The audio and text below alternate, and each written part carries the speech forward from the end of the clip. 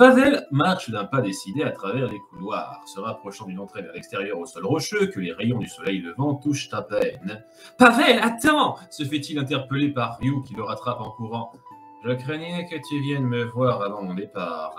Je peux savoir ce que tu as en tête? À 2 contre 5, et même plutôt contre 3, on n'avait pas l'avantage, et maintenant tu comptes affronter tout le groupe à toi tout seul ?» Le réprimande son jeune frère, partagé entre colère et incompréhension. « Sans vouloir te vexer, Henry et toi aviez toujours eu du mal à comprendre ce que je faisais, » répond-il en lui tournant le dos. « Alors tu as un plan pour te débarrasser d'eux? Plus spécialement de 2 d'entre eux, poursuit-il en s'éloignant. « Attends, pourquoi tu ne m'as pas prévenu? Pourquoi tu ne veux pas que je t'aide? » Tu te souviens de la promesse qu'on s'est faite il y a quelques jours après être arrivé ici? Je sais ce que je risque et si je t'emmène avec moi pour ce combat, ta vie sera en danger et ma promesse sera rompue. Mais Ryu n'arrive pas à continuer sa phrase comme impuissant, laissant Pavel franchir seul le seuil de la porte qui mène vers la faible lumière du jour. Tu n'es pas le seul à avoir fait cette promesse. Retour à la grande ville de Prémora, qui poursuit sa vie agitée, habituée au combat à l'extérieur, dont un s'était déroulé il y a peu, les corps de Prégol étant déplacés et disposés après l'entrée. Dans la capitale, le grand marché est à son tumulte usuel, alors qu'un jeune garçon fait gaiement le tour des étals en dirigeant la fille blonde avec lui, ainsi que le guérisseur qui les chaperonne, fatigué de suivre leur rythme. « Pourquoi je me suis porté volontaire pour les surveiller ?» marmonne Rokan. « Tu vas voir, les berlingots du confiseur sont à tomber par terre. Yella m'en prend toutes les semaines !» s'extasie-t-elle en faisant faire la visite à une Angèle amusée. « Pas si vite. Nous sommes là pour faire des provisions avant tout, pas pour acheter n'importe quoi. Nova m'a même donné une liste !» s'interpose le guérisseur, gâchant le plaisir du garçon. « Nova, même quand il n'est pas là, il me casse les pieds !» maugrait-il. Eh bien, il y a beaucoup de tomates à prendre, s'étonne Angèle en jetant un œil à la dite liste. En effet, c'est un peu exagéré. On va s'acheter tout ça et s'il nous reste du temps et de l'argent, je vous prendrai quelques bonbons. Mais on ne doit pas être en retard lorsque les autres auront fini leur réunion au château. Car effectivement, Nova et Semnia sont en plein récit résumé de ce qu'ils ont fait et appris devant le roi, inquiet et attentif, ne manquant pas de jeter des regards appuyés vers Lorniel qui se tient plusieurs mètres plus loin, aux côtés de Gaëla et Océane. « Eh bien, on dirait qu'il en passe pour toi, Prémor !» lui souffle l'invocatrice, à qui ça a difficilement échappé. « Je suis presque l'incarnation du dernier espoir à ses yeux. C'est prévisible mais compréhensible, » commande-t-il, bas lui aussi. « Il ne nous reste qu'à trouver les pierres des bases de Prémora et Férinia et le repère de Baki devrait se dévoiler, » termine d'exposer Nova, détachée de ses vestes basses. « Je constate avec regret que votre quête de réunir les 3 anciens héros n'a pas connu le succès escompté. » Mais je vois que vous avez formé là une compagnie fort intéressante, dit Prémor. Je ne sais pas si on peut appeler ça une compagnie à proprement parler, chuchote le chef à lui-même. En tout cas, s'ils veulent participer à cette mission, je ne m'y oppose en aucune façon. Mes soldats sont toujours occupés à contenir les vagues de monstres. Donc, je ne peux vous apporter aucun renfort. Mais n'hésitez pas à solliciter toute aide matérielle à moi comme aux autres rois. Cela ne sera pas nécessaire pour l'instant, Votre Altesse. Nous avons encore assez pour nous approvisionner. Mais quand on aura tué Baki, j'espère qu'on sera couvert d'argent pour la fin de nos jours. N'hésite pas à spécifier Semnia, moitié sérieuse, moitié plaisantine. Bien que Nova se sente un peu embarrassée par cette familiarité, Prémor prend la légèreté de sa coéquipière à la rigolade. Son rire franc résonne dans la salle comme une sorte de détente de la tension qui pèse sur ses épaules. Tension qui transparaît par ses cernes aux yeux. Si la paix revient grâce à vous, je changerai peut-être à vous léguer mon château si vous le désirez. Son service revient très vite. Cependant, il faut vous dépêcher. Le moral des soldats est instable. Je ne saurais dire combien de temps ils pourront encore tenir face aux attaques incessantes. Nous allons faire de notre mieux. Après quelques autres discussions pour faire le point, le groupe de 5 finit par sortir du château, l'objectif davantage confirmé. Pourquoi tu n'as pas accepté d'être le chef du groupe comme Prémor l'a suggéré? Tu n'aimes pas commander? Demande Océane à Lorniel. Je ne mérite pas de diriger quoi que ce soit, répond-il, autodévalorisant. Tu aurais quand même pu prendre les liras en plus qu'il nous a proposé. Je n'étais pas contre faire rafraîchir mon équipement, se plaint Semnia à Nova. Rassure-toi, si ça te tient tant à cœur, on pourra demander l'argent à la capitale suivante.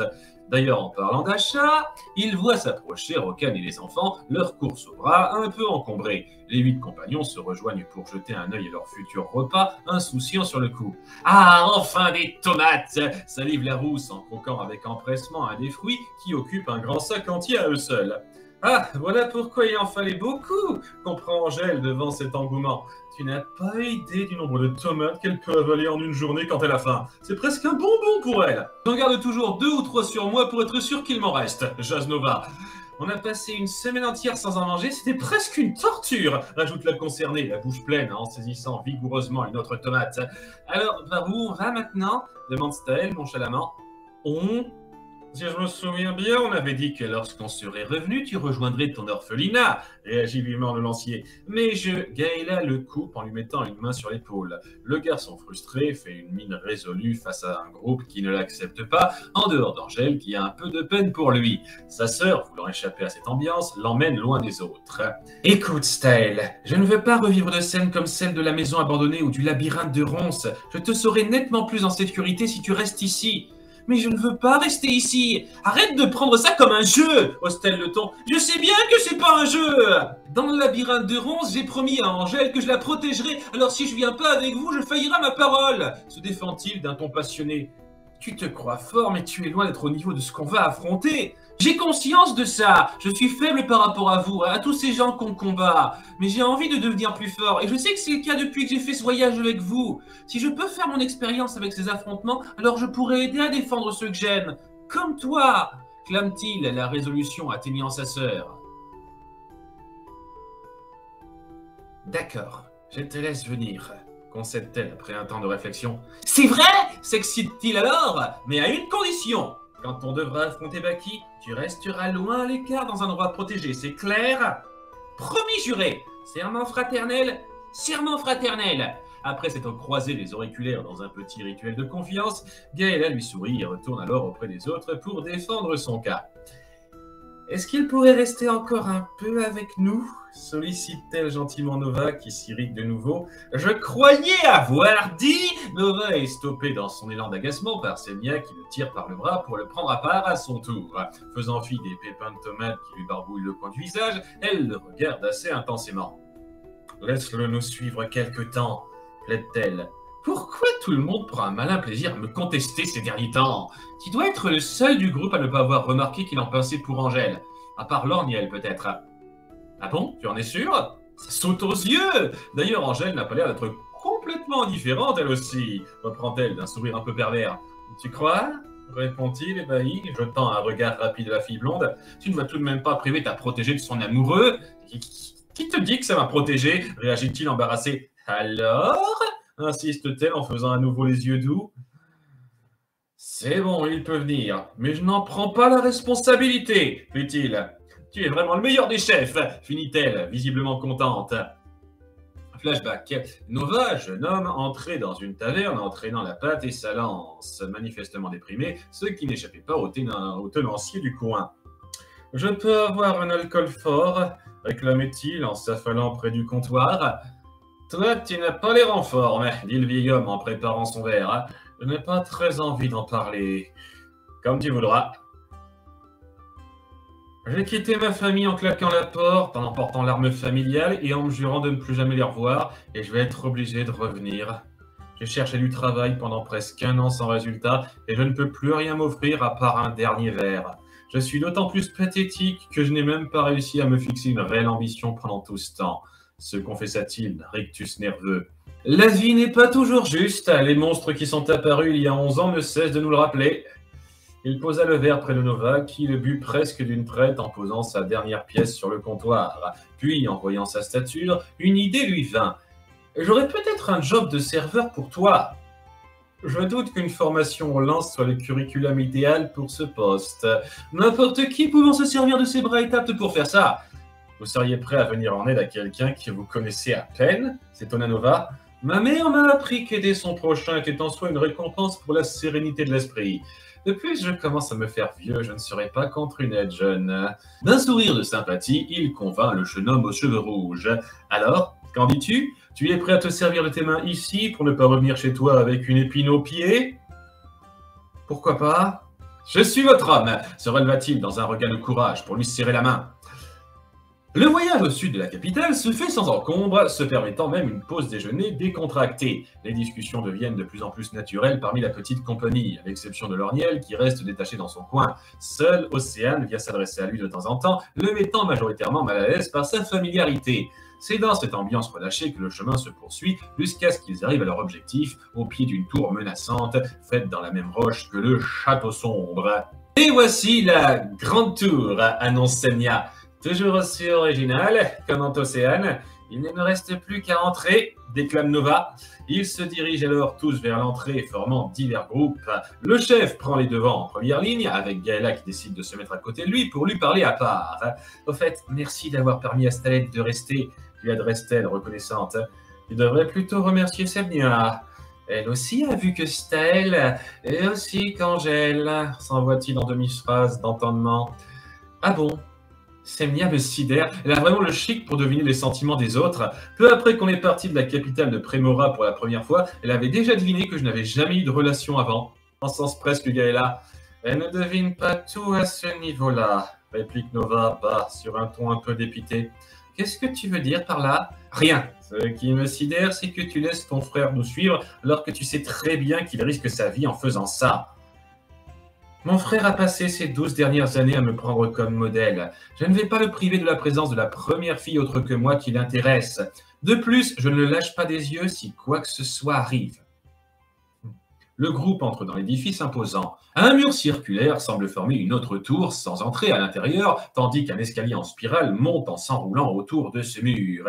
Ces escaliers doivent mener au sommet, décrit Rokan. Restons prudents. Je vais ouvrir la marche avec Lorniel et Semnia la fermera avec Gaëla, au cas où l'ennemi nous attaquerait par derrière, préconise Nova. Et c'est dans cette configuration que le groupe monte les escaliers à pas feutrés depuis 5 minutes. Seuls quelques petits groupes de prégoles vite défaits ont enrayé leur marche, qui pour l'instant leur paraît bizarrement tranquille. Angèle s'approche du haut de tête, profitant du calme de l'instant. Nova, je voulais te remercier d'avoir accepté que Staël reste, sourit-elle au chef timidement. Est-ce que tout le monde va faire la queue pour me dire ça? S'étonne-t-il, un peu à fleur de peau. Je suis juste content de vous avoir tous après ce qui s'est passé. Je veux que tu saches que c'est important pour moi de savoir que ça va entre vous. Ce n'est peut-être pas le meilleur moment pour parler de ça. La coupe-t-il un peu sur les nerfs et pas seulement à cause du combat. Désolé, je ne devrais pas t'embêter avec ce genre de problème futile, s'excuse-t-elle un peu déçue avant de s'éloigner, alors que Nova serre les dents, un peu coupable. Hier, c'était elle qui était sèche avec vous, et aujourd'hui, c'est vous qui ne voulez pas l'écouter. J'ai du mal à saisir votre relation, remarque Lorniel, sans pour autant manifester un grand intérêt à la situation. S'il vous plaît, j'aimerais qu'on ne parle pas de ça, soupire Nova. Comme vous voudrez. La fin des escaliers finit alors par se faire voir, amenant le groupe à redoubler sa prudence. Nova et Lorniel vérifient s'il n'y a pas de danger apparent dans la pièce qui semble être le sommet, alors que le reste du groupe attend à l'extérieur.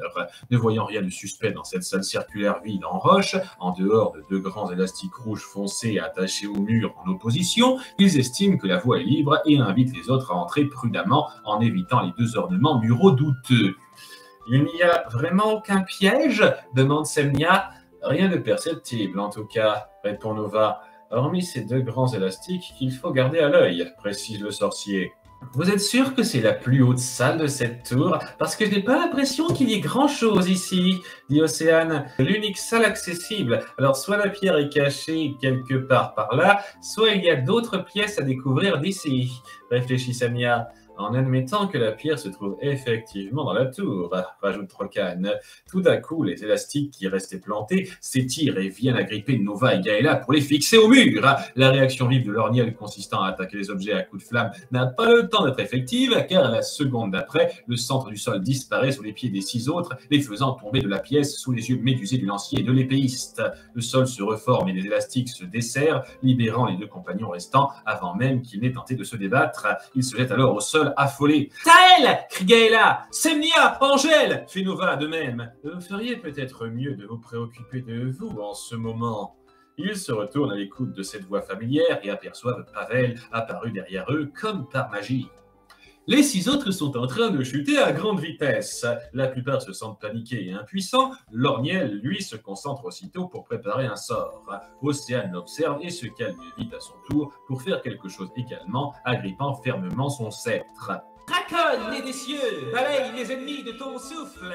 Une créature jaune volante d'1 mètre, la tête sensiblement proche de celle d'un dragon, apparaît alors. Sous le contrôle d'Océane, elle se place près de Lorniel qui se prépare à son tour, sous le regard des 4 autres qui ne semblent pas saisir leur manœuvre. Le sol se rapproche alors dangereusement et au dernier moment, Lorniel fait jaillir une énorme quantité d'air de ses mains, accompagnée du souffle puissant du dracone. Sous cet effet, la chute du groupe voit sa vitesse nettement diminuer et il se pose par terre en douceur.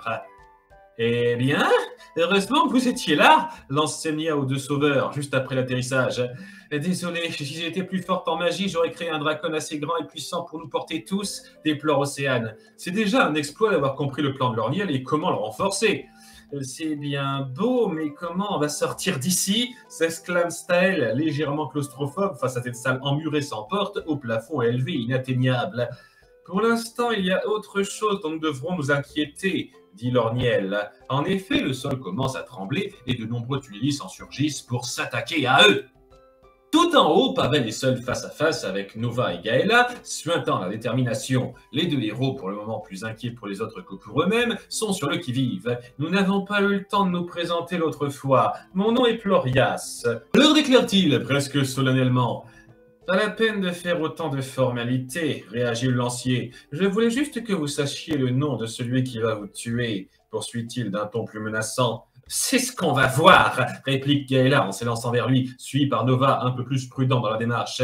Arrivé à quelques mètres de lui, Gaëla voit alors son épée être emportée par un élastique du mur. Le second s'en prend à la lance de Nova et se fait esquiver de peu par ce dernier jusqu'à ce que Pavel le déconcentre à l'aide d'une pierre lancée dans le dos. Son arme est prise à son tour. Ils tentent alors chacun de remettre la main dessus, mais les élastiques se déplacent à grande vitesse et leur échappent pour mieux les attaquer ensuite avec leurs propres armes. Acculés par la vitesse, ils se retrouvent à seulement pouvoir éviter les coups pendant un moment, décontenancés, jusqu'à ce que les élastiques se résorbent en répondant à un geste de leur adversaire qui pour l'instant est resté à bonne distance. Vous n'avez plus l'air aussi sûr de vous, Gaëla, Nova, juge-t-il, le sourire assuré. Flashback. Nova essuyait des verres derrière le comptoir, tandis que le tenancier prenait les commandes. La routine était installée après plusieurs mois, mais se rompit en un instant alors qu'il vit une jeune femme vers l'entrée se faire importuner par un homme louche. « Allez, tu vas bien accorder un peu de ton temps !» insistait-il d'une voix braillarde, visiblement éméchée. « C'est que je dois y aller, je ne suis pas intéressée !» répondit-elle, intimidée. « Tu veux dire que je suis pas assez bien pour toi? Approche et laisse-moi te convaincre !» lança-t-il sans gêne en la grippant violemment par les hanches. « Je pense qu'elle n'en a pas très envie !» intervint Nova du comptoir, irritant l'homme qui se dirigea alors énervé vers lui.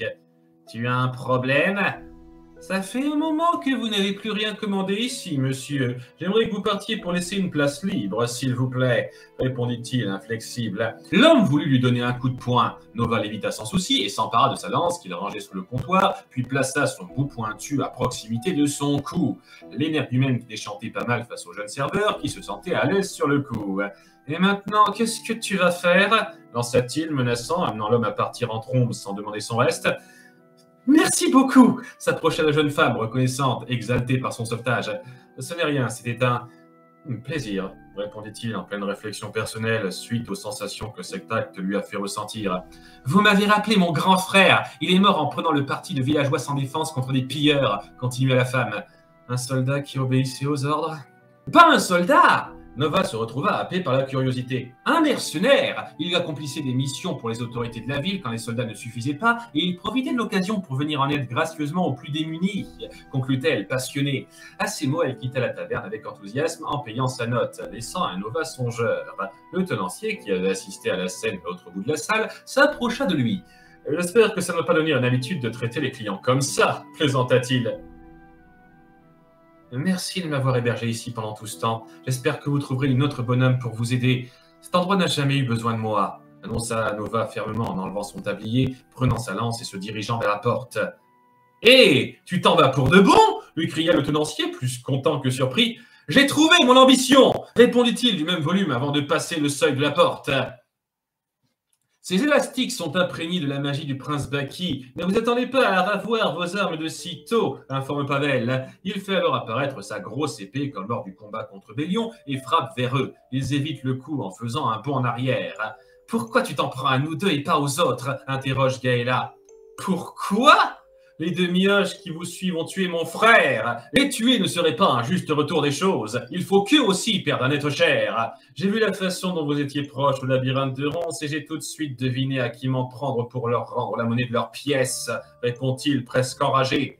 Ton plan pour nous séparer des autres avait une faille. À aucun moment tu ne pouvais être sûr qu'ils seraient tous présents au centre de la pièce. Tu ne pouvais pas faire patienter ta colère au point de peaufiner ce détail, remarque le chef.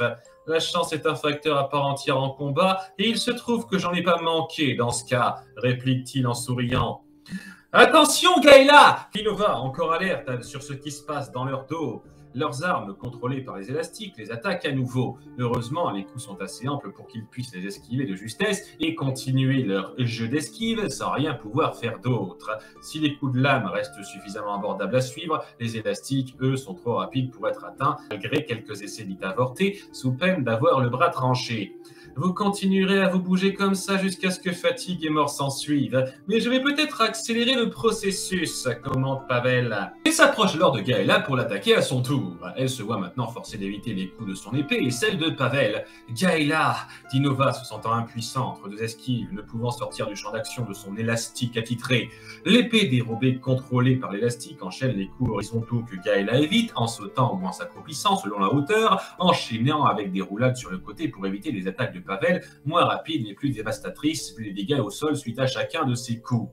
Dans un état d'affût extrême, elle s'épuise à vue d'œil et semble vite sur le point de vaciller. Quand tout d'un coup résonne un bruit semblable à une lame enfoncée dans la chair, Pavel se retourne et voit Nova, le torse ensanglanté qui pose un genou au sol. « Nova !» hurle Gaëla essoufflé. Il évite péniblement le coup en s'effondrant par terre. Pavel stoppe alors l'élastique d'un geste de la main et contrôle la lance pour qu'elle redresse Nova et la maintienne sur les genoux en gardant son cou près de la lame. Il s'accroche péniblement à l'autre bout avec sa main. « Je m'attendais à ce que tu sois plus résistant. »« Bah, l'ordre n'a aucune importance, » déclare Pavel en s'approchant de lui, lentement, grave. Gaëla tente d'intervenir, mais se fait stopper par son épée qui l'oblige de nouveau à esquiver dans un champ limité. Après un léger temps de marche pour savourer l'instant, Pavel est désormais juste à côté du Nova et s'apprête à l'achever. « Une dernière parole ?» dit-il, narquois, en approchant son visage du sien. Nova a alors un rictus. En l'espace d'une seconde, il agrippe le manche de sa lance en évitant le coup maladroit de son adversaire surpris, la pointe vers Pavel et en fait jaillir du feu que son adversaire tente d'éviter en vain, se faisant brûler la côte gauche. Nova se relève alors sans problème après avoir coupé l'élastique qui ne retient désormais plus aussi fermement son arme. Quand ils sont au repos, les élastiques de Baki ne sont pas si résistants que ça, critique-t-il. Comment as-tu bafouille Pavel, partagé entre l'étonnement et la douleur. Nova sort de la poche intérieure de sa chemise une tomate réduite en bouillie qui a donné cet effet de sang qui a trompé l'adversaire. J'ai joué sur mon facteur chance, ironise-t-il. Je n'ai pas encore perdu. Il se lance alors sur Nova en se tenant la côte, mais ce dernier esquive sans problème ses coups trop larges et moins cadrés qu'avant. Moi, je ne suis pas du genre à me reposer sur le bon vouloir du hasard, affirme-t-il avant de lui tailler le haut du ventre avec sa lance suite à une de ses esquives. Pavel tombe à terre, mal en point, son épée disparaît. En rampant, il essaye d'atteindre avec sa main le cristal noir qui est tombé de sa poche. Nova le remarque et réagit rapidement en lui enfonçant sa lance dans le cœur, terminant sa vie. Le cristal s'évapore alors sous les yeux du combattant au même instant. Et Gaëla est toujours aux prises avec l'élastique rapide. Un jet de flamme venant de la lance de Nova l'en libère. « Ça va ? Je ne ferai pas ça tous les jours, » répond-elle épuisée, reprenant son arme et son souffle avant de poser son regard sur le corps de Pavel. Son envie de vengeance était telle qu'il ne pouvait laisser cet objet en finir à sa place. S'il avait fait un combat loyal, j'aurais réellement eu des difficultés, mais il s'est laissé guider par sa colère et a recherché une victoire facile. Il est mort en faisant la même erreur que son frère, épilogue Nova. Alors Angèle t'a parlé du combat contre Henry ? Stel ne m'en a pas touché un mot. Il ne laisse rien paraître, mais je me doute bien que ça doit représenter la première personne qu'on tue. Elle jette à nouveau son regard sur ce cadavre et ses yeux gris sans pupilles exorbités. Si on peut appeler ça une personne. Elle sursaute alors, reprise par la panique. « Style ! Tous les autres !» Dépêchons-nous, réagit Nova qui se réinquiète à son tour. Ils se ruent vers l'escalier et croisent alors Lorniel, à leur grande surprise, suivis par Océane, Rokan, puis Angèle et Staël côte à côte, chacun ayant des vêtements recouverts de terre. Staël crie la grande sœur de joie en le serrant dans ses bras. Angèle copie le lancier un peu plus calmement. C'est bon, Gaëla, ne m'étouffe pas réagit légèrement le garçon serré. En prenant la fille blonde dans ses bras, sans se soucier de se salir, il voit enfin Semnia atteindre la salle à son tour, les habits dans le même état. Rassuré, il se lance le regard complice du travail bien fait dont ils ont l'habitude. Flashback. Nova, mercenaire désormais rodé, finissait de combattre un petit groupe de prégols et forégnons qui s'attaquaient à un village. Il avait pris le coup de main, utilisant le jet de flamme de son arme pour se défendre des projectiles et empêchant les trop grandes vagues d'ennemis d'approcher. Les monstres ne firent pas un pli, et peu après sa victoire, nombreux villageois sortirent de leur maison pour l'acclamer, dont une femme qui s'empressait de lui apporter un plateau de fruits en récompense. Eh bien, ça faisait longtemps qu'on ne m'avait pas remercié à ce point, s'étonnait-il. C'est parce que vous êtes un héros. Vous avez empêché le village d'être rasé pour la 2e fois en 3 jours, le louait-elle. Vous savez, ce n'est pas grand-chose. Je passais par là, c'est tout, répondit-il gêné. Vous êtes modeste en plus. Vous me faites beaucoup penser à Monor lorsqu'il est passé par ici il y a 18 ans. Je n'étais encore qu'une adolescente. Vous resterez bien dormir ici une nuit de plus, poursuivit-elle admirative. Je suis désolé, je ne compte pas rester longtemps à Férinia. J'ai fait des promesses ailleurs. C'est dommage. Vous avez quelqu'un à rejoindre? Je voyage seul, répondit-il alors, Mossad. Vous n'avez personne avec qui partager vos exploits? Eh non, il sourit pour cacher sa morosité, puis s'inquiéta vite. Sans moi pour vous protéger, vous risquez gros pour le futur. Il faudrait songer à déménager à un endroit plus sûr. Nous le savons, mais trop d'entre nous sont habitués à ce village. Il est difficile d'envisager une autre situation. Je comprends. Ne vous en faites pas, je repasserai régulièrement par ici. Quelques heures plus tard, Nova marchait sur les plaines en quête de la ville la plus proche. Le silence de la solitude auquel il était habitué lui paraissait plus pesant aujourd'hui. C'est alors qu'il entendit un faible gémissement provenant de derrière une petite colline sur sa gauche. Curieux, il s'avança et vit une jeune femme assise sur une souche d'arbre en train de pleurer, une rousse en haillons désespérée qui observait l'horizon. Intrigué et attiré par ce visage en pleurs, il s'approcha doucement alors qu'elle ne l'apercevait pas. Mais un caillou qu'il n'avait pas remarqué le fit glisser et tomber avec fracas les 4 fers en l'air, ce qui ne manqua pas d'attirer l'attention de celle qu'il appellera Semnia plus tard. Bonjour, serait-il gêné dans sa position grotesque.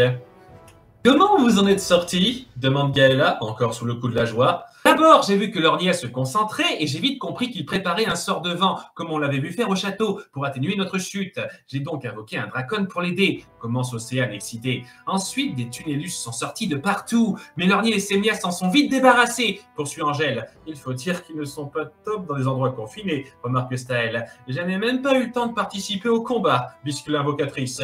Vous pourriez peut-être préciser que je vous ai protégés tous les 3 pendant ce temps.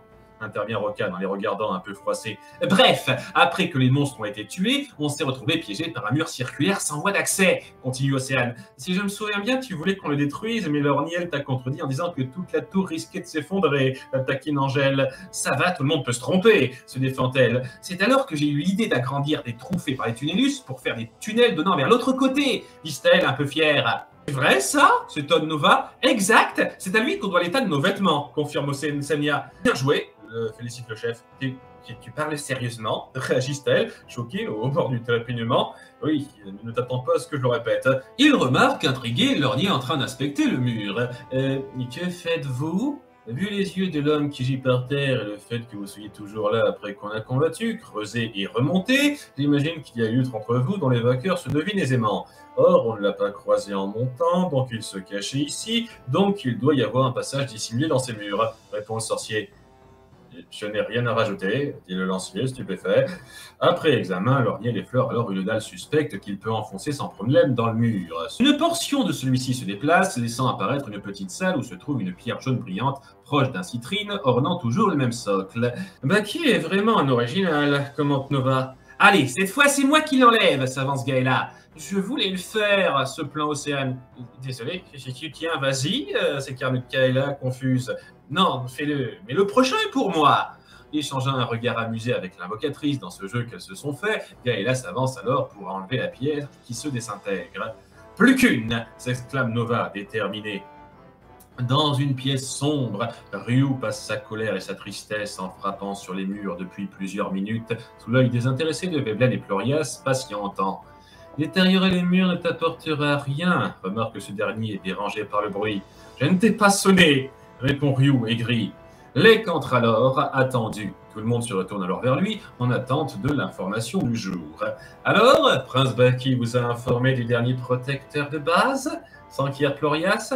Ça commence à devenir un jeu distrayant de deviner qui il va envoyer. Je parie que Molina a encore insisté pathétiquement pour le faire. C'est gars, il archer blond presque glauque. Je pense que la réponse va t'amuser alors, Veblen, prononce le Griffu stoïque.